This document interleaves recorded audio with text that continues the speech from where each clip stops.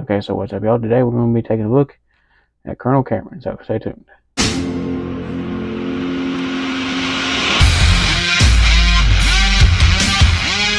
Okay, so this is the Toys R Us exclusive Colonel James Cameron figure that done by Neca Toys, and this is one of the very last exclusives that they had before Toys R Us closed down here in the U.S. and which I could be wrong. There may have been some after this one, but to my knowledge, this is one of the very last ones, I believe. And now this figure uses a lot of the same pieces and stuff from other Marine figures, obviously, but there's a few other different things he does come with. So let's get into his accessories, because this is no, I don't have the packaging for, because one of them plastic glass shells, you have to throw them away. So that's why some of these I don't have the packaging for. So, but anyways, like I said, let's get into the accessories.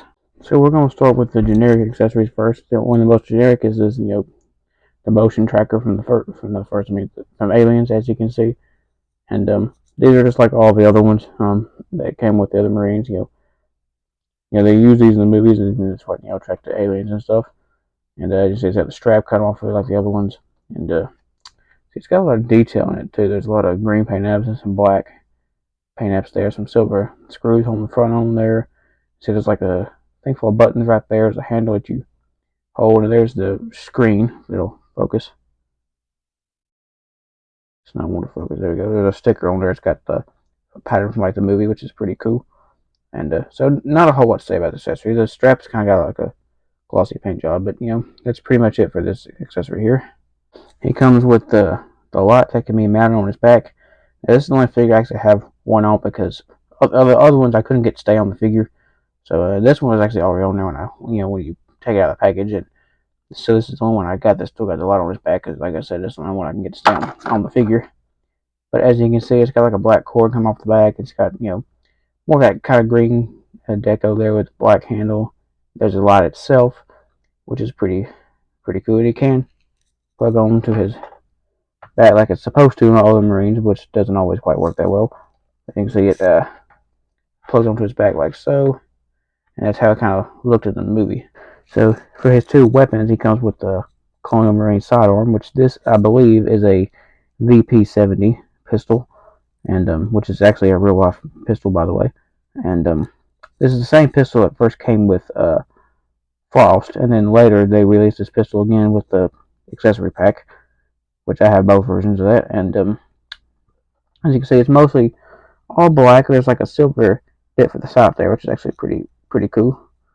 And he can hold this into his hand if you want him using his pistol. As you can see there, he can hold it in his hand, or you can take and put it into his holster right here, which the holster is a little bit warped. It should be over here, not way out here. And there's supposed to be a flap that you can snap to, which mine does not want to snap to for some reason. Frost figure it snaps to, but this one I don't want to snap, so I don't know what the problem that is. But as you can see, the holster, like I said, is supposed to be like that, which pretty cool. You can store his sidearm when it's not in use. And he also comes with the standard pulse rifle, which is the standard long arm for the Colonial Marines. And as you can see, it's the same one that came with the Wellington Commando, except this one has got some paint apps on it. The Wellington Commandos was all black. And you can see it's got the grenade launcher, which kind of the grenade launcher part itself kind of looks like a SPAS 12 sort of this part. But the pulse rifle itself is made out of a Thompson submachine gun, which you can kind of tell by the grip and the bolt on the top right here. But as you can see, it's got the green paint has some silver on there too, because it's kind of worn, like it looked in the movie. Very iconic accessory. And he can hold it in his hand. The strap kind of doesn't want to work right on this figure. I usually have him holding it one hand. You can get him holding it two-handed if you want to, but I usually have him holding it one-handed because of some other things. So as you can see, there's the pulse rifle in his hand. So now we're getting into some unique accessories. He comes with his viewfinder right here, as you can see. And this is something James Cameron uses a lot when he directs films. It's something you use to like look at a shot or something. I'm not sure exactly how a viewfinder works, but this is something he uses quite regularly. So he really can't hold this, but you can put it around his head like so, and kind of have it around his neck. That's how I usually display this. It does kind of want to float up because of gravity, I guess. But as you can see, it looks pretty good on there. The last accessory, and one of the coolest, is this slate, which in movies directors use these. They do this. They go action and click that, and then everybody starts acting and stuff. And you can see it's got Project Aliens, director James Cameron, cameraman Adrian Biddle, slate take, and like I said, this is articulated, so you can do like the action thing, which is pretty cool. It's just all black on the other side, which he really can't hold this either, but I kind of displayed it in front of him on the shelf. Okay, so for articulation, this figure has the same articulation as all the other clothing marines before him. He's got a ball joint at the head, a hinge at the shoulder, a hinge at the elbow, which is kind of tight on my figure, a hinge and a little bit of swivel at the wrist there. He's got pretty good thigh articulation, which mine is a little bit stiff.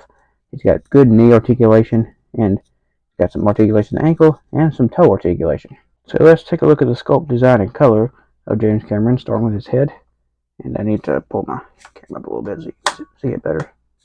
Okay, so as you can see, this looks a lot like James Cameron did in the 80s. He's got the full beard and the really 80s style haircut, as you can see. And as you can see, it does a pretty good job looking like James Cameron. As you can see, his body is the same as most of the Clone Marines. He's got the long sleeves instead of the really rolled up sleeves like Hicks, or the halfway rolled up like Hudson. But as you can see, I think it is a different color, a little bit of a different camouflage scheme than the others. But as you can see, the armor is just the standard Clone Marine armor. And as you can see, it says Cameron on the front there, which is pretty cool if my camera focus. As you can see, it says Cameron on the front there. On the back, as you can see, you got like what looks like Earth, but that's actually supposed to be Pandora, I believe, from the Avatar movies, which is another films that James Cameron directed. And this on top of his shoulder piece, that's his company logo, which I can't remember what's called off the top of my head, but that's his company logo right there. And as you can see on his left arm over here, when most Clone Marines have the American flag, James Cameron has the Canadian flag, which is because James Cameron is from Canada, so that makes a little more sense to give him a Canadian flag. As you see, it's like a bird and an eagle on his arm there, which I'm not sure what that's supposed to be. But you see on the other arm has the USCM logo, and he's got like the flares and the web gear on top of his armor there, and the smart gun ammo things. He's got a lot of pouches and stuff around his belt here. He's got the holster with the BP-70 pistol. His pants are the standard cargo pants that's been with every other Marine in the line so far. He's got the shin guards like every other Marine, and the same boots as every other Marine. The first size comparison here, I have two Marines. I also have the two Vasquez figures. I also have the Hicks that came with the battle damage xenomorph. I'll show them later, but I got Private Frost on one side over there, and I also got Craig Windrix on the other, Sergeant Windrix, and I got him out because Windrix is also based on a real life person, like James Cameron. Frost is a character from the movie, which I actually really like that figure of Frost. I'll probably do a review on it next. Now I know he came with the flamethrower, not the pulse rifle. I put the pulse rifle in his hands because he just holds it a lot better than the flamethrower. The flamethrower don't want to hold around. Windrix also came with a flamethrower. So here's James Cameron compared to Bishop, as you can see. Now they did make the Tor and a half Bishop. Unfortunately, I don't have that one, but I do have this Bishop, as you can see, which is another character from Aliens. So here he is compared to Carter Burke, which is also another character from Aliens. And as you can see, they stand just right beside him. Maybe James Cameron just a little bit taller than Burke.